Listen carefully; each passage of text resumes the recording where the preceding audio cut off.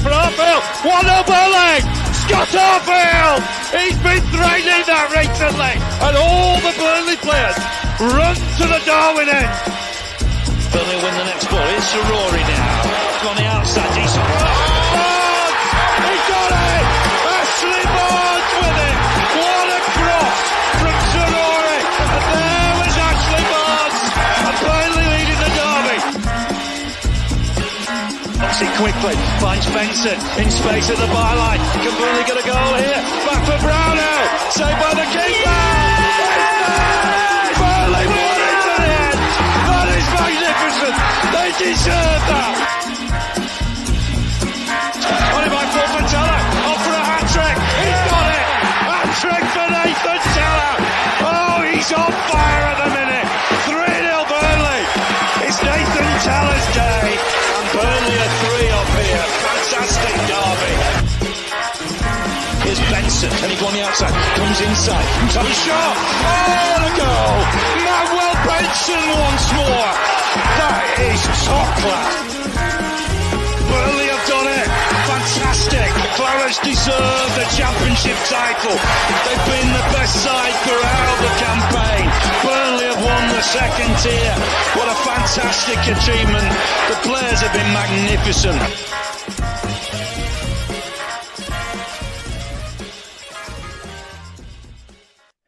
Yes, hello and welcome along to the latest instalment of the TurfCast podcast. Full-time show with me, Joe Redmond, and of course, Andrew is here with us as well. Now, Chris is also here with us. It isn't just me and Andrew. Not that that would be an issue. I know you all love me and Andrew, but he just messaged me saying his internet was glitching out. He is back in the studio now, so let's see how we are. I do not like that view at all, so we'll have that one. There we go.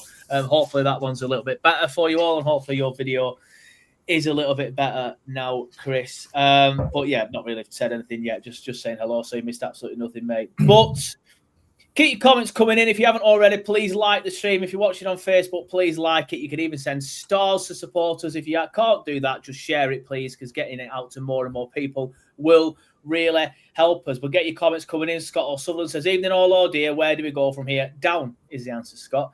We were just talking off air. Now 6 points adrift thanks to Leeds picking up a point tonight. Obviously, Forest battered Spurs.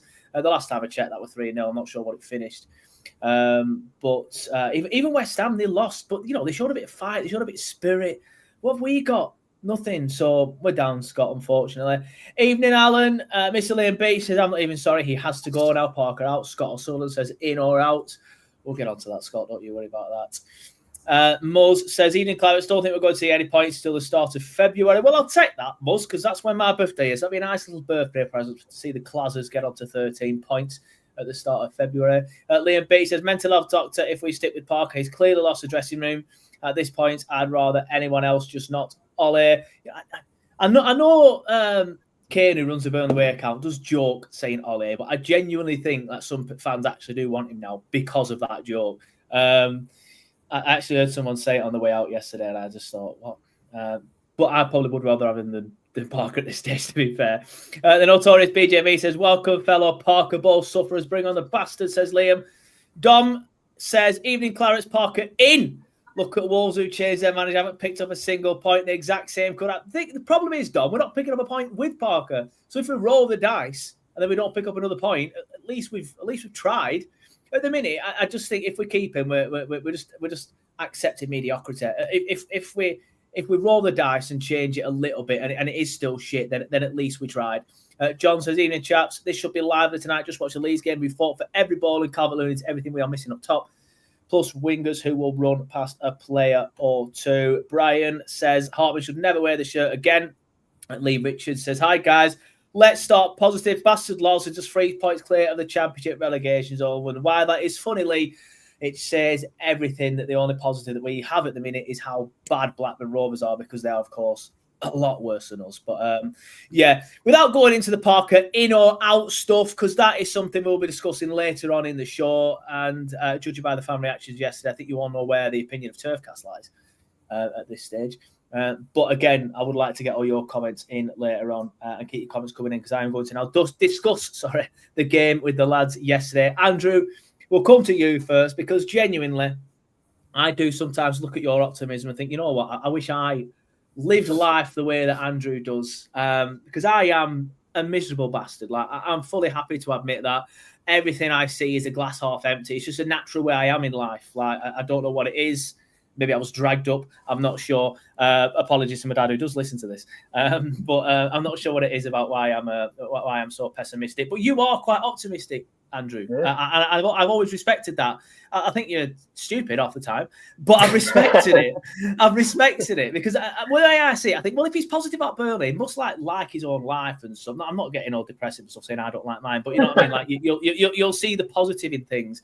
But even you can't get any positives from yesterday's game. That's where I'm leading up to yesterday. There was absolutely nothing to talk about yesterday, was there? No, I think I said in my fan reaction we were spineless, and that's like all I can sum it up as. Like, I know we'll get into individuals and we'll probably go through all of the goals and everything, but the Hartman reaction for the third goal sums up not just yesterday, it just sums up our season. And like, we were poor defensively. We left it like last season. Our defensive record was what we all thought was going to put us in good stead for this season. And fair enough, we lost Trafford, we lost Egan Riley, Roberts is out injured, Bash is out injured. You know, like, we may have lost some of them players, but it was still the same system. We knew that it obviously step up in league, step up in quality, so we're not going to be hitting those same records. To be honest, I genuinely thought, I think I've been proven wrong in fairness, but I genuinely thought that we had improved some of the players at the back. I thought Dubravka was a better goalkeeper than Trafford. I'd completely agree. I brought to Nzebi and I thought he would be better than Egan Riley. I think that's been proven incorrect. But we're just like, the system hasn't changed. Whatever Parker's, I don't know what the word is, like his plan, his philosophy hasn't changed in the space of 4 months. But somehow we're just so open, so like creating so much space for the opposition. Like, how easy it was for every single one of their players to get through and create chances. Like, I seen something where they only have 4 shots on target, something. Like, they had that much space though to create those chances and have those shots. They only needed to hit the target 3 times to score. It was like watching, you know, when you're in school and the year 11s let the year 7s play football with them. That's genuinely what it felt like. It was like we were watching. And no disrespect to Fulham, we weren't playing Liverpool, we weren't playing City, we weren't playing Arsenal. We were playing Fulham, who, like, what were they? Like 2 places above us before it. Like, it's ridiculous how far we were. We were especially defensively. We were awful, especially defensively. We did look a little bit better going forward yesterday. Created 3 big chances in the first half, but we just don't have a fox in the box, or we don't have somebody to put the ball in the back of the net. And part of that, and I know I've said before Fleming came into the side and did very well, by the way, that Fleming wouldn't be a Premier League striker, and probably still isn't. But the fact that he's our leading goal scorer, he scored 5 in his last 7. I don't care how many were penalties. He's the only one consistently putting the ball in the back of the net. Parker drops him. If one of them chances falls to Fleming, the first Les one and that Brozier one, I think one of them goes in, if not both, if they both fall to Fleming. So while people sit here and say, you look at who our scorers are. Fleming, how many of them are penalties? But at least he has a shot and has a do. Big Les is up there as one of our top goal scorers with 3. And then Anthony, who's, you know, been absolute shite for the last 6-7 games. Like, there's no coincidence that. Andrew. Well, we're all right. He's been. You know, you did the 6. You said 6-7. There's kids watching this, mate. They're all shouting 6-7 now. Come on, I'm not down with kids. We know that. But yeah, like, that sort of sums it up. Yeah, it does. It does. Keep your comments coming in. Dem Scabby says, just not good enough. Enjoy the ride. Try not to go down with a whimper. Sell players and always rebuild. This is reality now, and it's It's just a pain in the arse, isn't it? LFCM 1982 says, you signed Kyle Walker and he was on his last legs at City. Kyle Walker hasn't been great, to be fair to you, in the last few games, but he did start the season very well. Notorious says, under Parker, we are just awful in both boxes. You look at reasonable candidates, Rodgers, O'Neill, Bo Svensson, etc. You think any of those could surely improve as at least one of those fronts, and I completely agree. I am now not of the thinking that, well, there's no point in sacking him because these players are crap anyway and nobody's going to get a tune out of them. Anything is better than this. It's now 7 defeats in a row, losing games at an absolute whimper. Gaza said, Edwards' touch from the Anthony throw-in at the end summed it all up for us.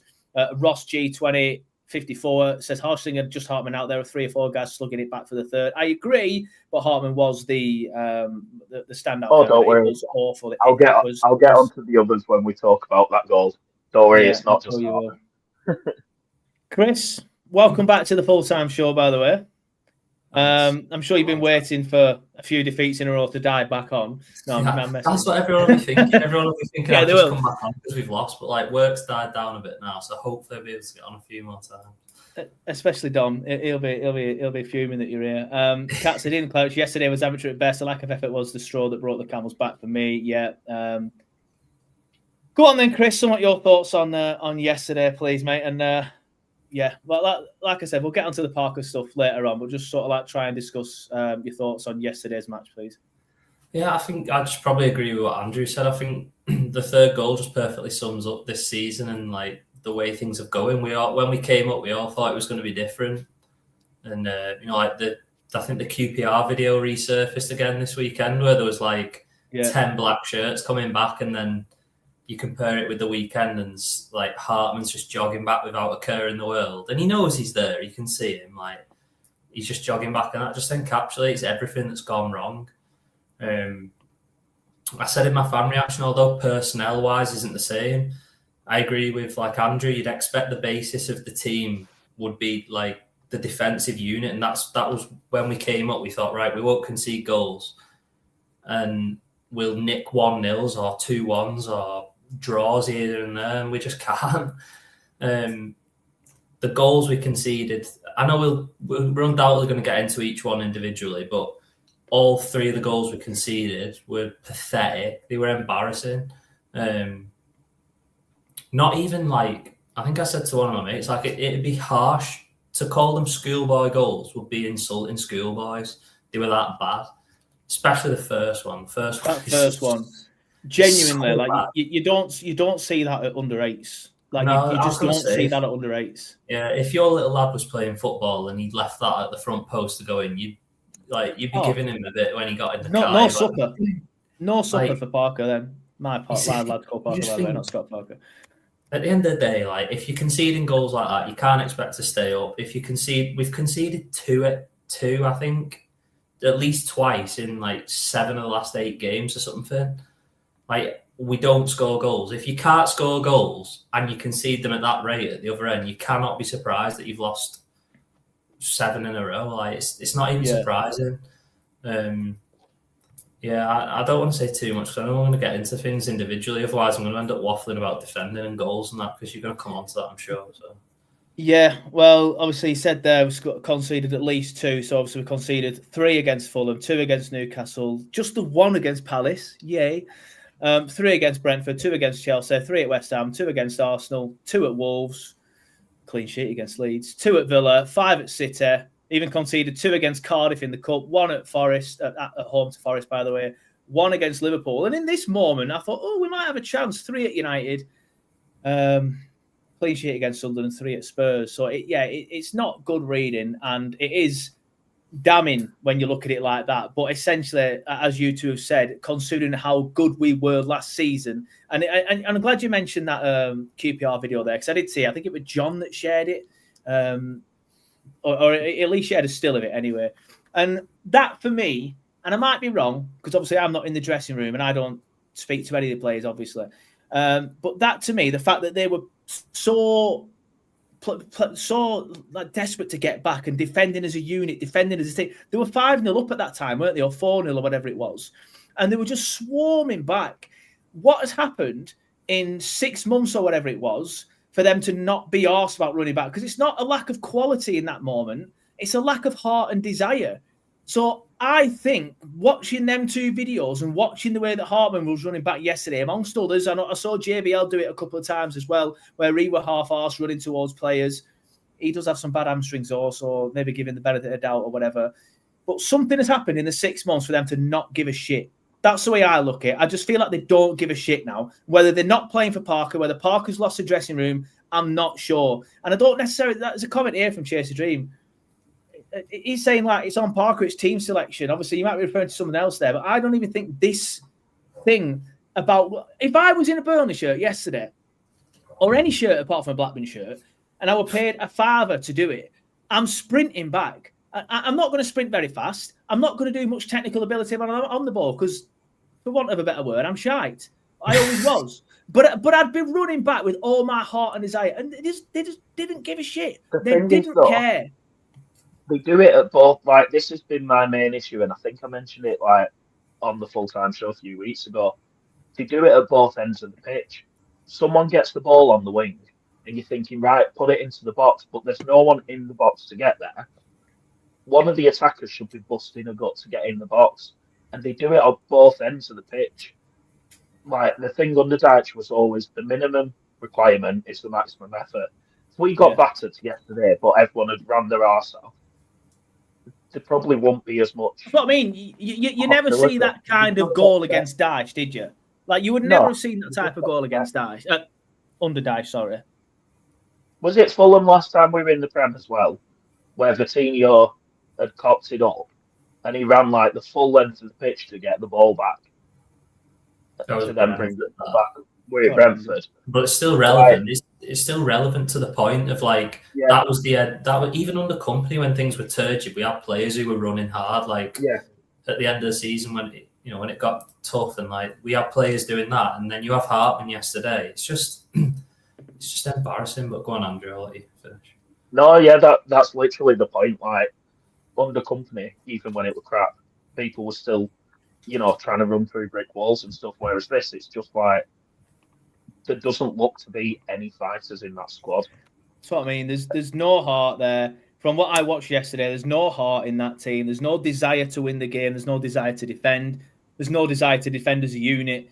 And that tells me they are not playing for the manager, if in my opinion. I am seeing nothing out there to suggest that they are still playing for Parker. Or maybe they've just all given up themselves. They're like, there's no way we're going to get out of it. But if that is the case, again, change the manager, inject a bit of life into them. Might not necessarily work, but you might get a new manager bounce. And even with the new manager bounce now, if we're 6 points adrift, technically 7 because we're -5 on Leeds goal difference, might not be enough. But anyway, let's get into some of the individual mistakes. Keep your comments coming in, by the way. And if you haven't already, please make sure you do like the stream because we are currently on over 130 watching currently on YouTube. And we have around another 35, 40 on Facebook. So please like the stream on YouTube because we only have 18 likes. So there's 130 of you watching, but only 18 likes. So please do like that. It helps the algorithm, push it out to more people. If you're watching on Facebook as well, you can share it or just like it or do whatever you want to on there. But keep your comments coming in. We will be reading them out. Chris, I'll stick with you on this one. I want to talk. And I'm coming to you, Chris, on this one because I think you'll be the one that's probably the most animated. Although I will be honest, I probably embarrassed myself a little bit yesterday. I haven't done this for a while, but I got a bit shouty yesterday when this first goal went in. And I sit in the family stand as well, so that's why I'm embarrassed. But obviously, the corner comes in. Hartman just hopelessly swings a leg at it. Nowhere near it. Goes to whoever scores. He taps it in. Dubravka's just like that. And I just stood up and went, effing hell, Burnley. And my little boy went next to me. And I immediately thought, why have I done that? But he was pestering me for a pie for ages, but I was waiting until there was a break in play. So as soon as I did that, and I realised, I'm like, come on. And I realised then I've started probably like being a bit too harsh on him. And then we just went downstairs. I'm like, yeah, I shouldn't have done that. So, Chris, try not to be as shouty as I was yesterday. But obviously, we can't show the actual goals, as you all are all aware. But that is the moment that it's an absolute shambles there from Hartman. Like, what on earth is that man doing?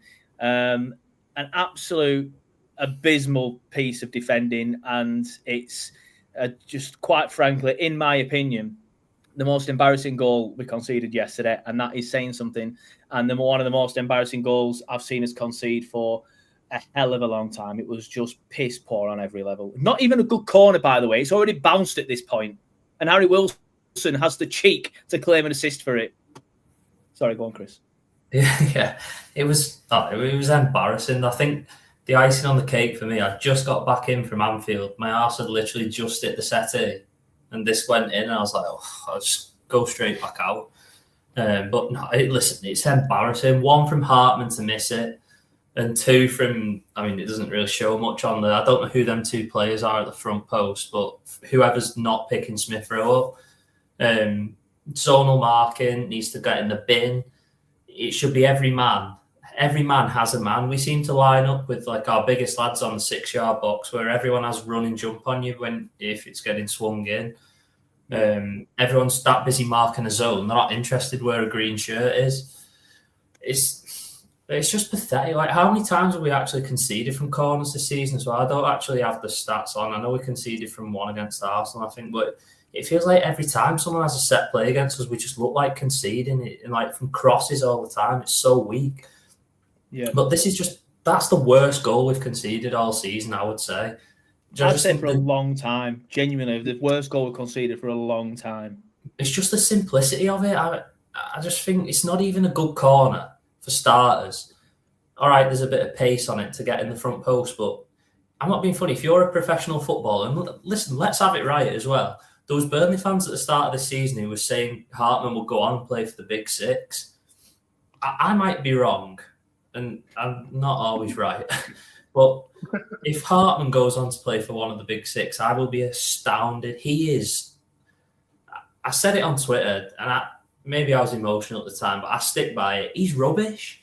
Like, we've got him for, Feyenoord probably, or wherever he came from, PSV, wherever he's from, I don't even know. Whoever it was probably laughed down the phone when they put it down and they realised that Pace was going to pay double figures, millions for him, because he is hopeless. Defensively, he's hopeless. This isn't even the first occasion for him, by the way. We concede so many goals down that left-hand side from crosses over his head, and teams are targeting him because he's poor. It wouldn't even surprise me. I don't have any knowledge of this or whether this is true or not, but I would not be surprised if Fulham have studied that he consistently has that zone at the front post from left-sided corners and have decided to put it in there because he's there. He's that's how bad he is defensively. He just cannot defend. He's a fullback whose primary role is to defend, and he can't do it. People compare him to Maatsen. He's nowhere near like Maatsen. Maatsen was 10 times as good as him. Yeah, sorry to jump in there, Chris, but I think the form of Hartman is a brilliant personification of this team. Started well, now absolutely garbage. I genuinely thought he was the best signing we had made in a long time when he came in. Genuinely. I thought he did look a little bit suspect defensively, but he was getting forward brilliantly. It looked like he had bags of technical ability. But all of a sudden, he can't even kick a bouncing corner away, and he can't even be arsed to run back for the third goal. I know there's somebody in the comments that keeps telling us that there's a lot more than Hartman. I respect that. But Hartman was one of them. And there's just something about Hartman at the minute. He just doesn't care. There's just something about him where he just doesn't give a shit. And I think, again, it's an indictment on Parker that I think some of these players aren't playing for him. Genuinely. Can I just come back in there and say, I've been one of the first last season to say about Lucas Perez and how I don't really rate him. And I still probably stand by that. I don't really think Perez is a Premier League player because he just isn't probably. But Saturday for me, Lucas Perez is back in at left back. 100%. I agree. At least he'll give 100%. He won't be jogging back. He'll be playing for the shirt because he's there to keep it. I don't know whether he's been sulking because he's been dropped or I don't know. But Saturday for me, Perez is back and Perez he's in that team. That shirt's his for a few weeks and he should be on the bench. Tops. The bench is generous. Yeah. Okay. Come on. If you're saying it's a key pass for that goal, it's a hopeless cross into the box, which is just, not hopeless, hopeful cross into the box, which the defender doesn't quite head at. He gets his header wrong and we get lucky at the far post with Son. Great finish from him, but you can't tell me that's a key pass for Hartman for that second goal. I'm not having that. Yeah, for reference, also listening on the podcast, to put a comment on screen by Chris Tomlinson, who said he played two two key passes for both our goals yesterday. We were told by Feyenoord fans that he has an attitude issue. Brian Seattle Clark said, I can't accept the ever levels of Hartman's to a lesser degree, even Ekdal. Pires is garbage, yet he's now first choice. Again, I understand what you're both saying, but I agree with Chris. Hartman has to be dropped. Pires has to come in. That just shows that the level of recruitment. Like, yes, you could look at the fact that it's, he probably is better than Pires, so he has improved the squad, but you can't just look at players' ability these days. You've got to look at a lot of things, and that's why Dyche was so adamant on only citing certain characters. But I like Humphreys for me. When he's backfiring fit, I don't know where he is. I'd be having him in 100%. Sam Stewart says, it's awkward, lads. Southgate in FA Cup glory is the goal now. Jordan Keys says, Hartman should be cut for that alone. But yeah, I hate speaking poorly of our own players, but he's absolute trash. I don't think he's trash. I think his attitude at the minute is trash. I just think he doesn't give a shit, personally, myself. Muzz says Hartman is just hopeless in defence. He's hopeless up top, can't take a corner. Tell you what, that's the thing that winds me up the most about him. I'm glad you mentioned that, Muzz. It's not even the fact that he can't be arsed. What are them corners? Every time he's on a corner, it's pathetic. Genuinely, I watched my lad playing an under-8s game, year 3 against year 3, on some AstroTurf pitch the other week. And genuinely, the corners, or the kick-ins as they were better than that. His corners are an absolute shambles. Andrew, we'll come to you first. I've already come to Chris. We're talking about else. We'll come to you next on that first goal. What were your thoughts on it, please, mate? It's just a good corner in it. There's no, you can. No, I'm joking. I can remove you.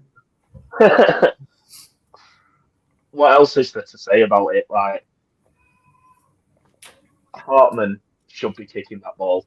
Like, he just lifts a lazy leg at it and just tries to. I don't even know what he's trying to do. Yeah, give me Charlie. He's just tried to boot it. He's just tried to boot it, and he's completely missed it. But it's a shambles. Like, where's his coordination? It's basic stuff. But it's not like he's trying to boot it. Like, the way that he moves his leg, it's literally just like lifting a lazy leg in it. And then whoever's meant to be marking Smith Rowe, I know that we're doing zonal marking, so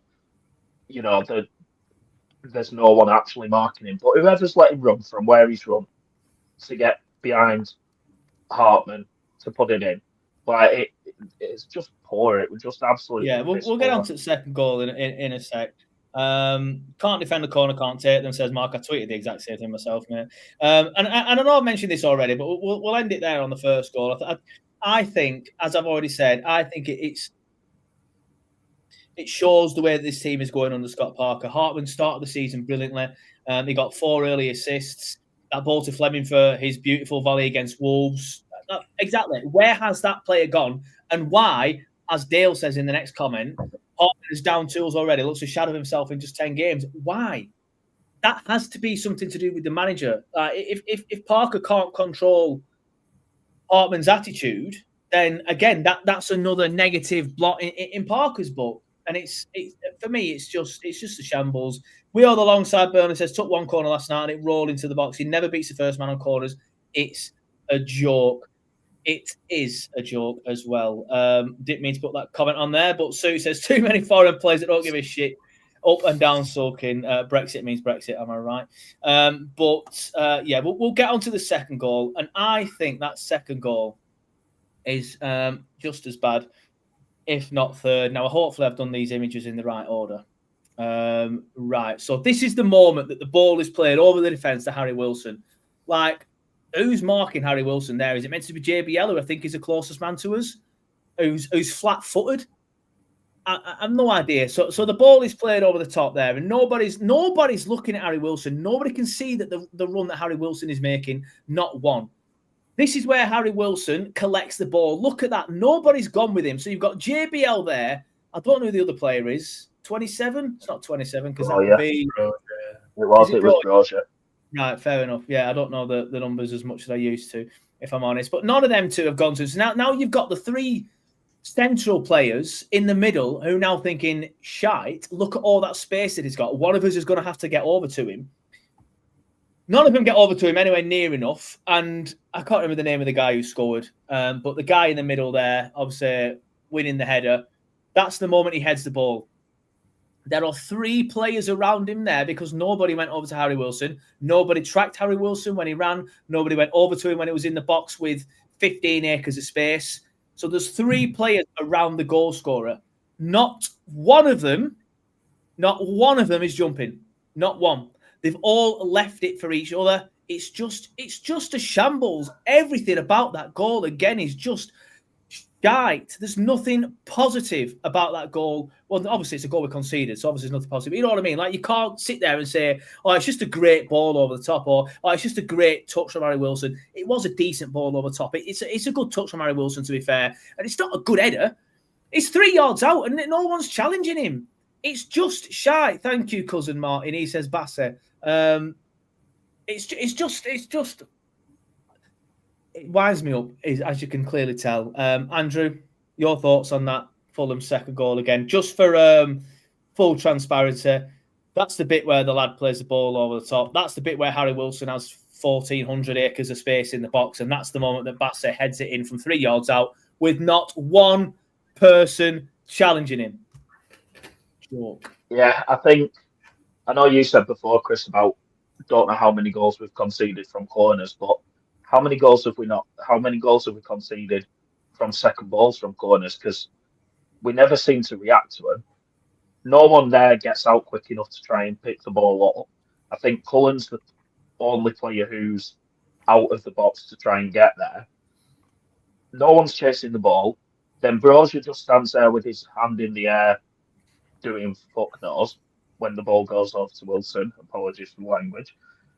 When the ball goes over to Wilson, Wilson puts it across. Chuanzebe is supposed to be marking Bassey, and you can tell because he's on that back post, and that's where Bassey's coming from. So Chuanzebe's meant to be marking him. Ekdal just weak as anything trying to get to it. And Steve doesn't even bother jumping. Like, that's your 3 defenders. All 3 are played centre half. Like, Chuanzebe just looks like he's won a competition anyway. But all 3 of them are centre halves. Like, one of them should be going for that ball, and not a single one does it. I saw a comment earlier. Apologies to the person who wrote it, because I can't remember who it was, and I didn't put it on screen. But I saw a comment earlier that said there are no leaders in that defence. And I'll probably go as far as say there's no leaders on the pitch. I like Cullen as a captain, but I'm not sure he's a leader. But there's definitely no leaders in that defence. And I think that just adds to what you were saying, Andrew. Like, a leader in that defence jumps on the ball, wins that header, just bulldozes the way through, makes sure it's cleared. But nobody does that because there is not a leader in the defence. No, I was speaking to someone yesterday at half-time and said, back in the day, like, Ben Mee would have put his head on the floor in front of the ball. Like he did at Reading. Go through that team and tell me which one player that would do that, because I can't pick one out who would do that, and that's Ashley Barnes. Like, I can't pick out a single player in that squad apart from Barnes who would put his head on the floor to stop the ball going. While I agree with you, Barnsley would. He's older than me now, I think, or around the same age, maybe 6 months younger. He's not going to be back in that position because he's too old. No, but that's what I'm saying. Like, they're all too scared of getting hurt and getting injured or something happening to actually fight for the ball and go for it. And that's like it's just. Yeah, that second goal for me is just as bad as the first. Chris? Yeah, I think I agree with Andrew. I think Tuanzebe must be here on Make-A-Wish, because I'm not having he's been signed by anyone on recruitment. He is a bad footballer. I said it after the Villa game, right? And I took pelters from quite a few people. He is rubbish. He's absolutely hopeless. I know they're my 2 go-tos, but he is rubbish. He's no good at centre-half, so why do you then put him at right-back? And I know people will be like, well, yeah, he played at right-back for Ipswich. He's a square peg in a round hole. We've sat here all season and said, oh, why are we playing Laurent at centre-back? He's a square peg in a round. Why are we playing Hannibal on the wing? Why are we playing Fleming up top? It was last season. We've had this discussion so many times under Parker. And then he puts Tuanzebe at right back. Like, And I'm not just saying this because Son came on and scored. It's nothing to do with that. But realistically, like, why didn't you just play an actual right back who you signed knowing we were probably going up? Why didn't you play that actual right back at right back? Why? Just why? And then Tuanzebe. He's been playing FIFA and on FIFA. He's a right back, so yeah, it just irritates me. Like, I just can't get my head around it. Or if you're playing Tuanzebe, why didn't you play Son at right back, wing back, or something? Then we could have gone to a back five just to compensate for the fact Tuanzebe's not good enough to be there. Or like, I don't know. Like, I'm not a manager, but when you've lost Kyle Walker, however good Walker is, or it hasn't been like of late, Kyle Walker's a big loss for Burnley because just he's Kyle Walker. Like, you take Kyle Walker out of any team probably if he was playing in the bottom three, and it's a massive, massive loss. So I just didn't understand that. And then I know we're on the second goal, but it's relevant because Tuanzebe is so weak. It's like, all right, it's bad for, the ball comes across. But before that, obviously we can't show the video, so you can't see. Bassey just literally just gives him a nudge, and he just knocks him completely off the ball. Like, he's so weak. You're a centre-back. You're meant to be, like, big lad. Like, you can knock strikers out the way. You don't get bullied. It's like one arm on him, and he's gone. And you're thinking, like, well, that's not good enough. Like, you've got to be up there, like, be aggressive, want to win that header more than he wants to win it. You're under your own crossbar, for God's sake. We're in the bottom three. We're battling for points, and you're being knocked off it like that. Like, that's not acceptable. Like, all right, if it's Josh Cullen there and Bassey just nudges him out of the way, what do you do? He's 5'2". Like, what are you supposed to do? But you're a centre half.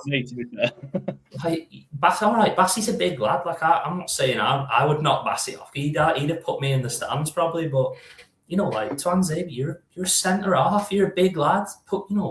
Just get an arm across him. Or I don't know who the other two players around him were, but there was two others standing watching too. It's just that Tuanzebe was there to, like, touch tight with him and then gets knocked off. And you're like, it's so poor. To let the ball go over the crop, like, originally, it's a recycled corner, as Andrew said. And you just think, where's this come from? It's the same things every game. It's just pathetic. When you were saying that then, Chris, I'm thinking maybe it's just inexperience because he's only young. Checked his age then as you were talking. He's 28. Yeah, he's not. Yeah, he's 28. Like, so maybe he's just weak and shite. He's just, well, I think he's certainly right on the second one. I don't know about weak. I wouldn't like to, like, go shoulder to shoulder him because I imagine he's a strong lad, but he's definitely the second one. Can you tell him he's a strong lad then? It's just, what?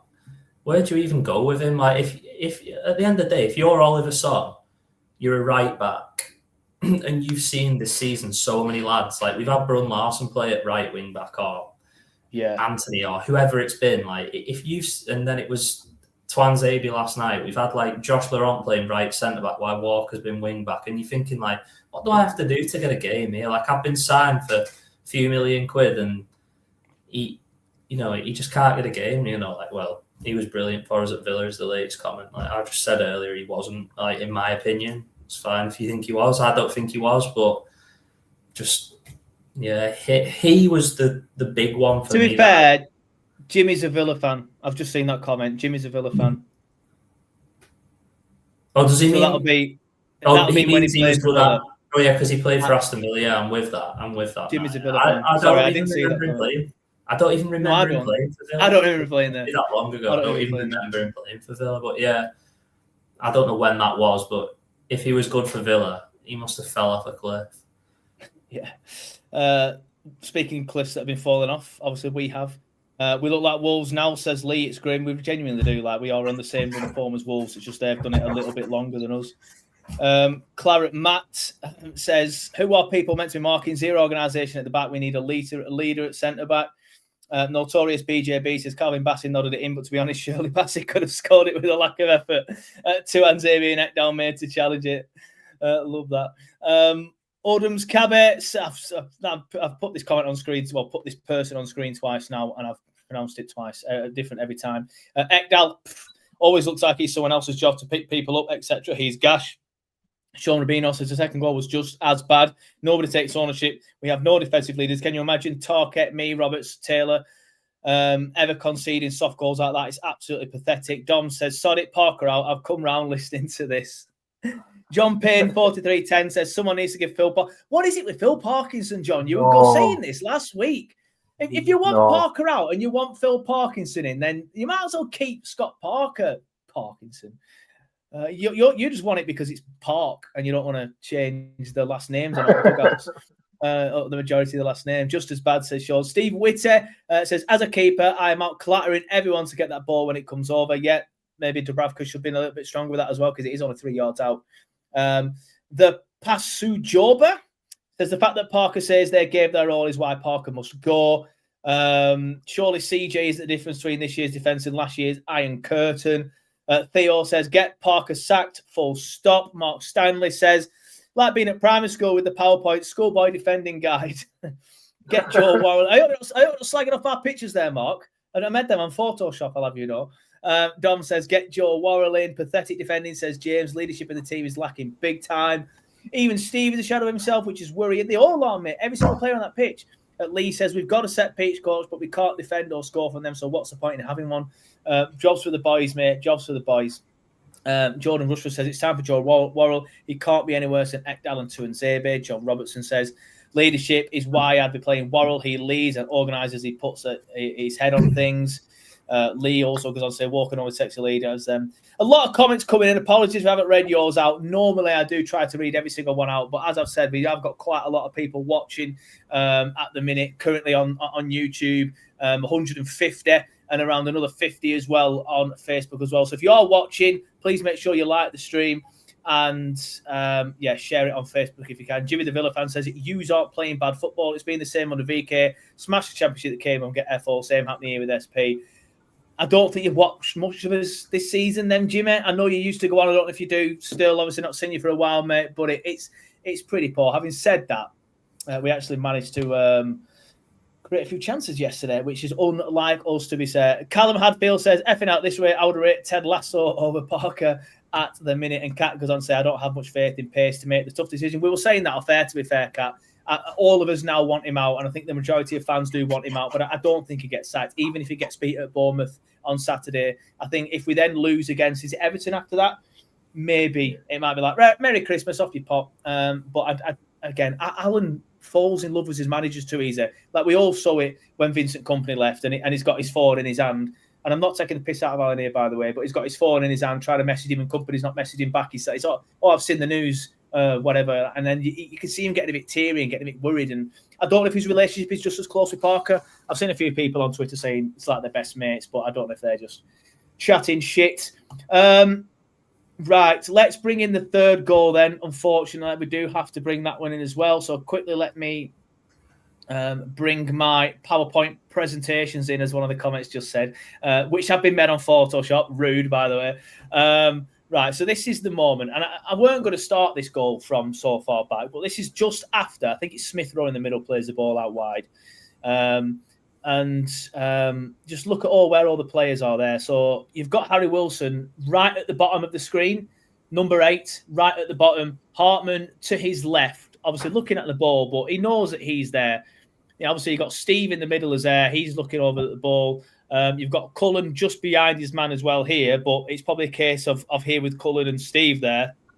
Cullen passing him on. But obviously, even if you've played the goal at Sunday League level, that sort of thing you'll do. You let a player run on and say, right, Steve, there's this guy behind you. Make sure you mark him. But obviously, nobody whatsoever is with Harry Wilson. That's all down to, what's he called, Hartman, and he's not looking at him. This is the moment where the ball is played across. Hartman still nowhere near Harry Wilson, and this is the moment just after Harry Wilson has hit the shot. You got Steve trying to block it. Harry Wilson just calmly bends it round him. Dubravka doesn't get anywhere near it, and Hartman once again, best view in the house because he couldn't be arsed running back and defending. Andrew, I'll come to you first on this one because you said there was a few players that you wanted to mention in regards to this goal. I thought Big Les actually played quite well yesterday, but when I was watching this goal just now to create these screenshots, he also jogs back. And I saw someone earlier say Foster jogged back as well. Was Foster even on the pitch at this point? I'm not sure. But Steve Brown says there, Hartman at this stage is breathing out of his arse. Potentially, that could be it. But I don't. When someone's knackered, when someone's knackered, and you can tell they're trying to get back, you still put all your effort in. You still look like you're making an effort. Hartman, for me, just didn't look like he gave a shit, if I'm going to be brutally honest. How's he breathing out his arse? It's the 58th minute. He's a professional footballer. We haven't played since last Saturday. There is not a chance in hell he's breathing out of his arse. But this might just be me because I sound like I've got a target on his back, but I genuinely thought it was Chuancebi jogging back rather than Big Les. So, yeah, fair enough. I apologise to Chuancebi, but you shouldn't be looking back, jogging back. But Steve, as much as we love Steve and as much as, he does try and throw himself in front of that there, he looks across as the ball's coming to Wilson. Yeah. For me, it goes back to the leadership argument. Like, he should be screaming at Hartman, and he probably does, afterwards, he probably does have a massive do at him. But he should be screaming at Hartman, telling him to get back. Hartman, God knows what he was doing. Like I said, there's not a chance in hell that he's blowing out his arse trying to get back to that. But it's literally 3 minutes. And like you said, if he is blowing out of his arse, if he is, why is it as a professional footballer in the 58th minute? Yeah. It's not like it's literally had 15-minute break, 15 minutes into the second half. There's not a chance he was knackered. But this is literally 3 minutes as well after the JBL chance when he probably could have done better and taken it round the keeper. This is the issue we have. We're not being clinical and then giving the ball away stupidly, not making the effort to get back, and then conceding soft goals like this. Yeah. Like Jordan says there, Redknapp had it banged on last night, and I can't stand the bloke, but he had it spot on last night. Yeah, obviously, Jordan, I can't play that Redknapp clip due to copyright issues, but it is on Twitter. TurfCast did share it. Someone else put it up. I quote tweeted it.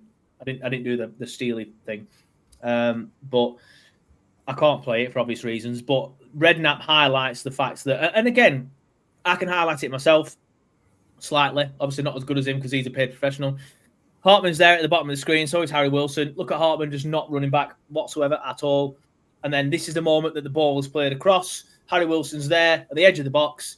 Hartman nowhere near him, and that's the this is after Wilson's hit it. This is half a second after it's been struck, and Hartman is still about a yard and a half away from him. It's just a shambles, and it's there is no heart. There is no heart in that man, as somebody said earlier. There's no desire for him to get back.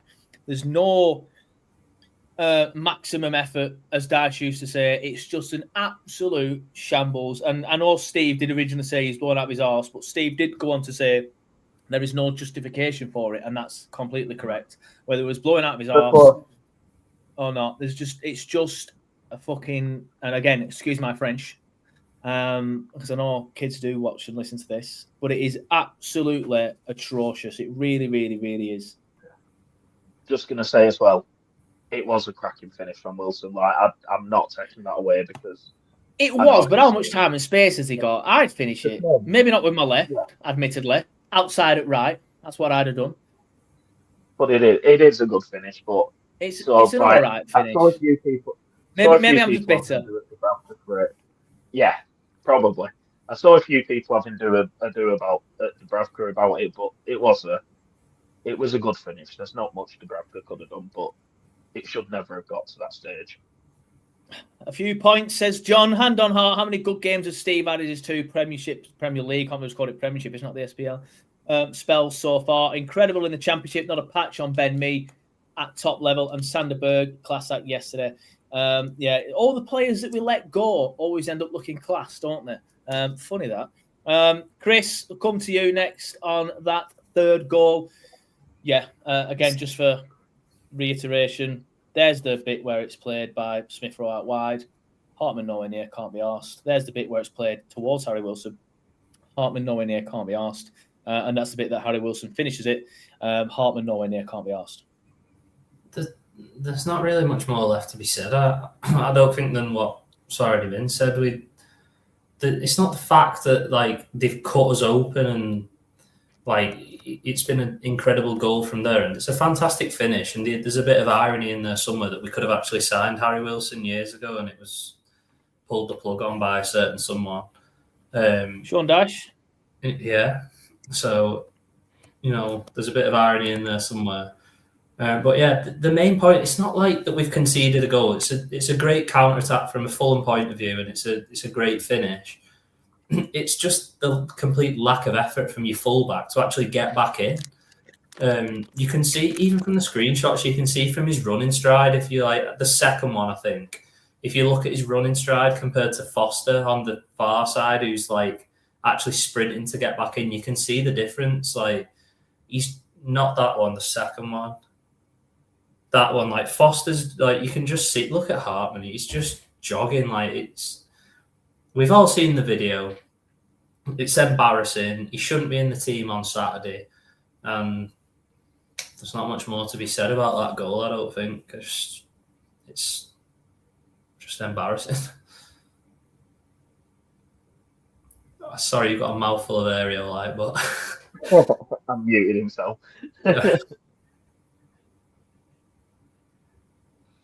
Joe, you're on mute. Just talking bubbles, innit? Sorry. What I'm going to do next is, if you're watching on YouTube, I have just released a poll, and the question is, Scott Parker, back him or sack him? If you're not watching on YouTube, you're watching on Instagram or Facebook, head over to the YouTube if you want to vote on that. Get your comments in on any platform. In fact, I've only just realised today that the comments that you put on the Instagram feed don't come up on the actual sort of like streaming software. So if you are putting comments on there and you have not read any of them out or put them on screen, then that will be why. But head over to Facebook or YouTube and we will read your comments out. Chris, I'll come to you first on this one. Turf Morel says you missed whacking. Whack and sack. Back, sack and crack. No, I don't think anybody wants to do that apart from that one woman who, every time I put a picture of Scott Parker up, every single time, there's this woman in her 40s, maybe even 50s on Facebook that just puts fit. It's like, read the room, love. Like, read the room. Told my mum to stop posting that. Read the room. But, Chris, I'll come to you first on this one because I think you've wanted him out for a few weeks now, haven't you? I personally am there now, but I wasn't there until yesterday. Yesterday evening, I think for me was the time when I changed my mind. But what are your thoughts on it, mate? Yeah, I think for me it was who did we play before Crystal Palace? Not the Chelsea game. Who did we? Was it West Ham? No, it wasn't West Ham. It was after Chelsea and before Palace. After Chelsea and before Palace was Brentford. Yeah, that was the game for me where I thought it's not going to get any better from here. We scored the only two goals. We'd scored a penalty, and I just thought at that point we were down there with Brentford, and we just didn't really look anywhere near as good as them. And at that point, I thought, yeah, this isn't working. I wasn't there until that point, and then I was there. And then I was even more there after Palace, and I'm even more there now. Like, I've just kind of like tripled down on it. I spoke to my dad after the game last night, and he's not really like, he doesn't watch as much as I do. But I just said to him, I just don't think these players are playing for him anymore. I think the lack of effort from Hartman shows that. If you were really like playing for this manager, you'd be sprinting back in and like working your ass off to get back into position and stop that goal happening. Like, we'd be setting up and it'd be like switched on and that corner goes at the near post, like Twanzebe's on his man and there's someone like up against him, and I just don't see any of it. I don't see any fight. I just think, to me, when you lose 7 games in a row, I think only Burnley in the Premier League would keep a manager after losing 7 games in a row.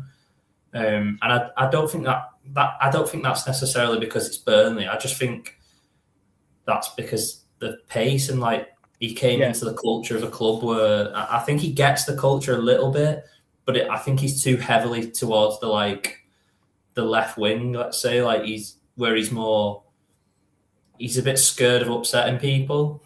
I don't think he will sack Parker just yet because I just don't think he's got the what's the child-friendly way? The bollocks.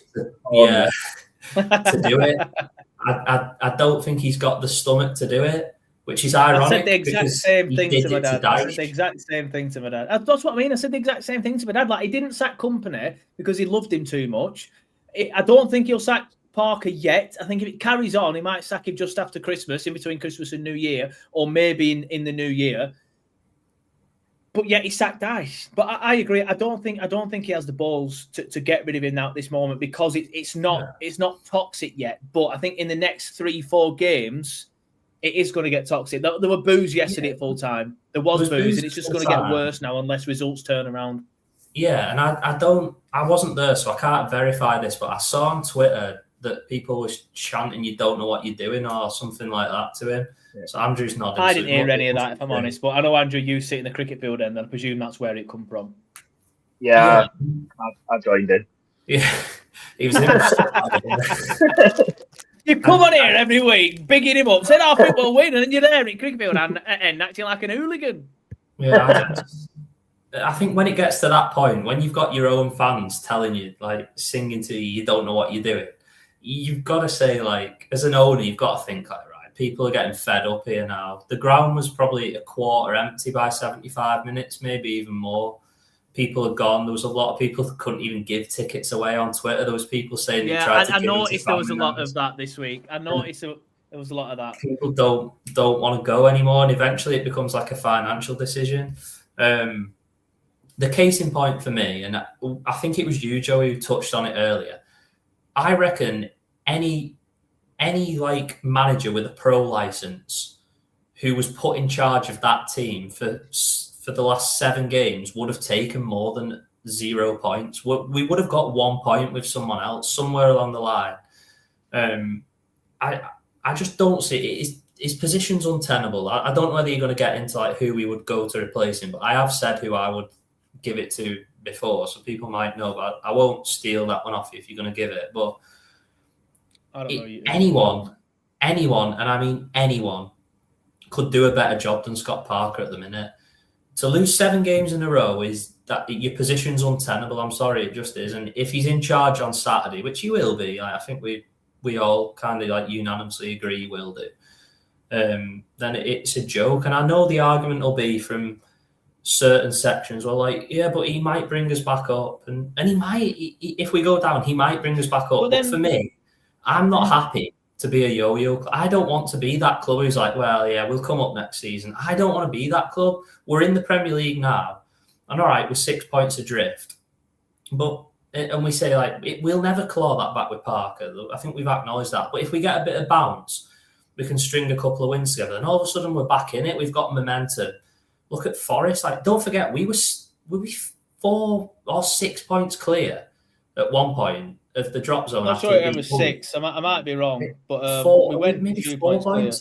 After we beat Wolves, we were at least 4 points clear. Now we're 6 points adrift, so that shows you how quickly things can turn. Yeah, exactly. I think it was 4 because I do remember my fan reaction. I remember the headline of it being like, it puts a bit of breathing space between us and the drop. Yeah, so things can turn. If you get a new manager in, it has to be now, though. Next weekend, we'll be 7-8 points adrift if it carries on. Like, and then after Boxing Day, it might be 10. Like, these teams around us are all winning. We need to get him gone now. Get someone in while we've got a realistic chance. But yeah, I'll shut up now, Andrew. I know what you're saying. I do love the use of the word realistic. Because I think even now if we sack him, so then some people might go, what's the point then? But I still think we should roll the dice. I think even now if we sack him, but it can change quickly, like you said. Forest a case in point with that. Andrew, Parker, back him or sack him? He has to go. It's time to go. I like Parker as a bloke. Like, he genuinely seems like a really nice person. And last season, he went through. He had the rug pulled out of him in the summer last year. You know, like, I think he had the world promised to him, and he had to. Fuck's sake! God's sake, Colin. We welcome everybody here on TurfCast. For those listening on the podcast, obviously I just mentioned the anecdote about the 50-odd-year-old woman who writes fit every time. I've just put a picture of Parker on screen. And Alan Howarth, if anybody knows an Alan Howarth, maybe you need to have some words with him, but he's put fit. Anyway, sorry, Andrew, go on. Chris, tell your mum to get off Alan's computer. I didn't know she had a burner account, to be honest. But yeah, look, 7 games ago, we said, in fact, no, like 8 games ago, 9 games ago or something, we said, right, we're finally in a run of winnable games. And we nicked 3 points at Molineux against Wolves, which I'm pretty certain we didn't deserve because we were absolutely awful in that second half. Yeah. And then we've lost 7 games in a row. This was meant to be like the easier run of fixtures after we'd got past the horrible ones, and yet we've lost 7 in a row. It was getting toxic before yesterday, but yesterday was absolutely horrible. Like, I know you said you didn't hear the "I don't know what you're doing" chants towards Parker. After that 3rd goal went in, there was like a nearly mass exodus in the cricket field end. There were booing, there were people arguing with each other. Because some people are saying he's got to go, some people saying no, keep it. Like, it's getting toxic amongst the fan base, and there is no team in the 92 where you can lose 7 games in a row and still be safe. And the thing that's like completely topped it off for me, and I know it's like a proper pathetic little thing because we've lost 7 games in a row. But at full time yesterday, he walked off the pitch, and I said this in my fan reaction, he walked off the pitch with his head down and his hands in his pockets, refusing to acknowledge the fans. Like, we've paid decent money to sit there and watch that shite all season, watch this negative football for 7 games in a row where we lose, and he doesn't even, put his hand up to acknowledge the fans, clap the fans. Like, at least respect the fans who have come and had to sit through that. And that's like the icing on the cake for me. We've lost 7 in a row. Don't know where the hell the next point's coming from. And to walk off like that, like, it's time to go. People say, what's the point changing him? Like, is anything going to change? Maybe not. But we've lost. But roll the dice and have a go. Like, yeah, exactly. Do we just sit here and just go, yeah, what's the point? What's the point? We might as well. And then lose 8 games in a row, then 9 games in a row, then 10 games in a row. Do you know what I mean? There's no. Yeah. It doesn't look like there's any points coming. And Graham, no one was doing when he had his head down.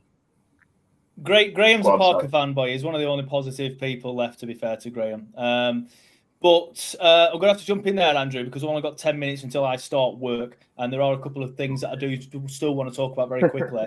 First of all, I've just ended the poll on YouTube. It was 20% saying back him, 80% saying back him. The pendulum has swung now away from Parker, I think it's fair to say. Like I said, and a few people have been saying it in the comments, I myself was on the fence until after the Fulham game. But that Fulham game for me really has been the one that's kind of like made me change my mind. It really, really has.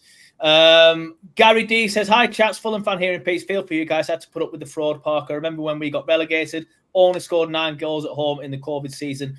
Absolutely shocking. Simon Fisher said, Burnley fans don't get angry. We get apathetic and lose interest. Exactly that, mate. You know who I feel sorry for is that John Patrick, that American fan. I know he listens to this. I think he travels all the way from, is it Pennsylvania? Apologies if that's slightly wrong. Somewhere in the States. And he comes over like 2 or 3 times a month at this. Every time I'm on Twitter, he's saying how he's flying over.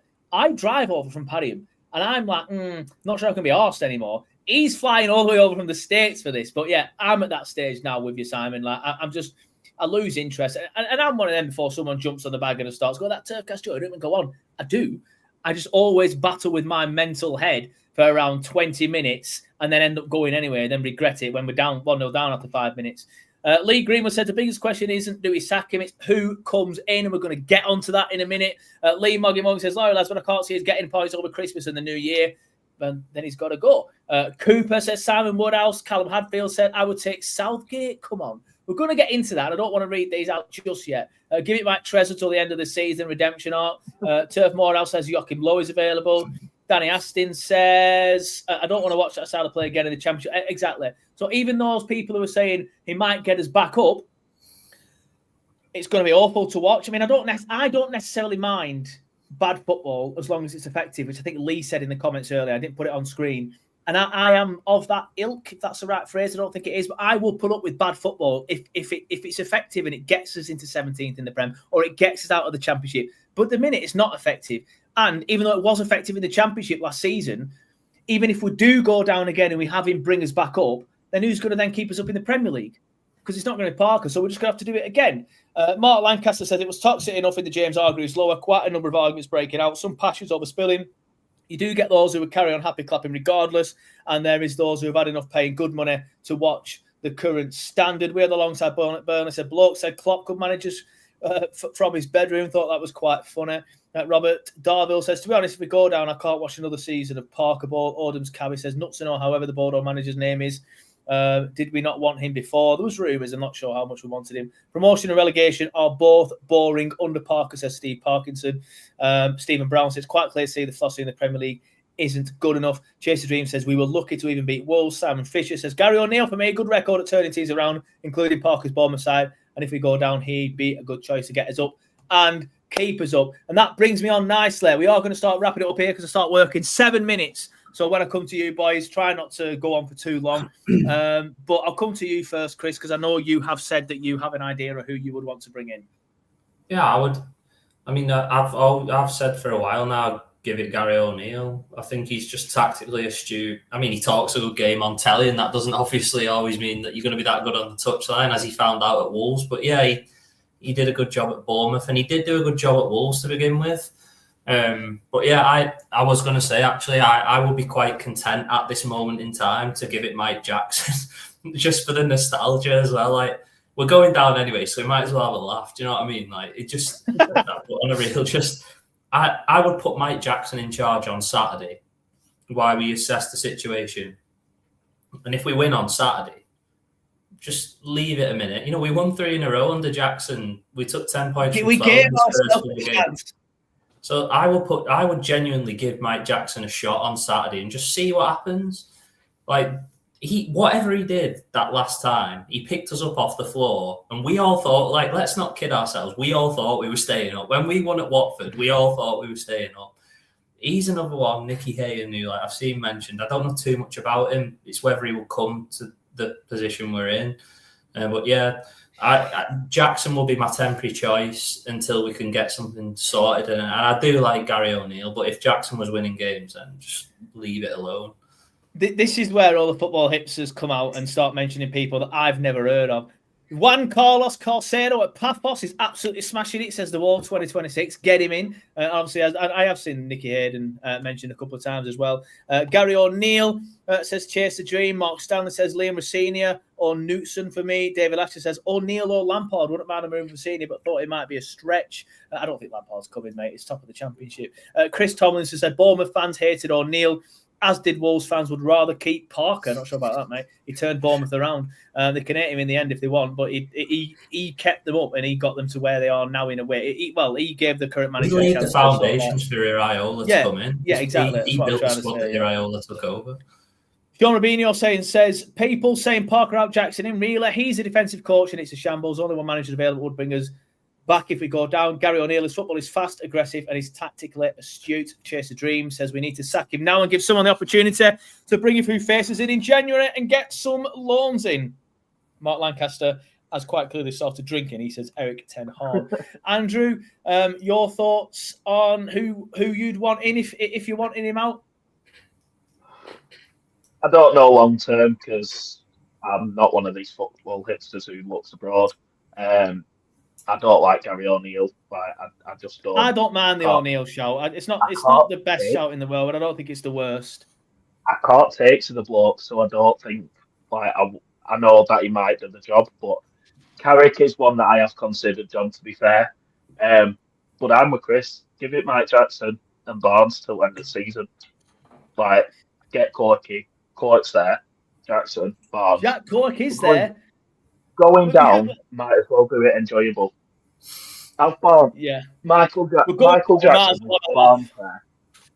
Barnes there having to do it, the referee in his suit. Like, nothing would be better. And the chant. Don't forget the chant. Yeah. Yeah. You know what? I wanted Robin Van Persie I wanted last time, or Van Nistelrooy? Well, Van Nistelrooy. I wanted Van Nistelrooy last time, but I think he ended up doing quite poor at Leicester, didn't he? I don't mind the shouts of O'Neill. I don't mind the shouts of Hassan Hootel either. Nobody's mentioning Steven Gerrard. That's the kind of sort of like manager that I think AOK would look at, which is the problem. They like former players. We need to go away from a name. That's what we need. They need to scrap this name thing, which they're not going to do. They are going to go for someone who, if they sack him, they're going to go for a Gerrard, a Lampard. Yeah, that's my worry. That is my worry.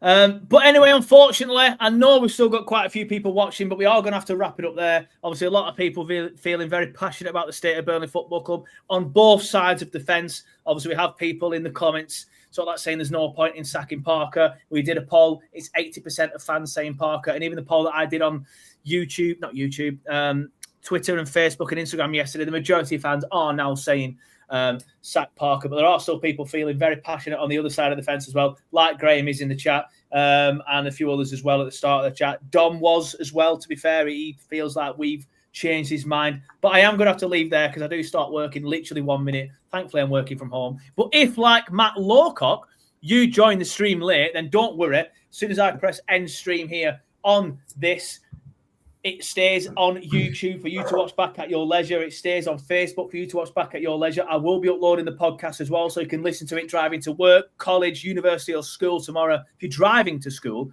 then you know you're doing very, very well. Maybe if your mum and dad are driving you to school, but you know what I mean. So yeah, I will be back with a post-weekend ponder tomorrow, walking around Salford Quays or sat in my car if it's pissing it down. But thanks everybody for watching. Thanks everybody for listening, and we will see you next time.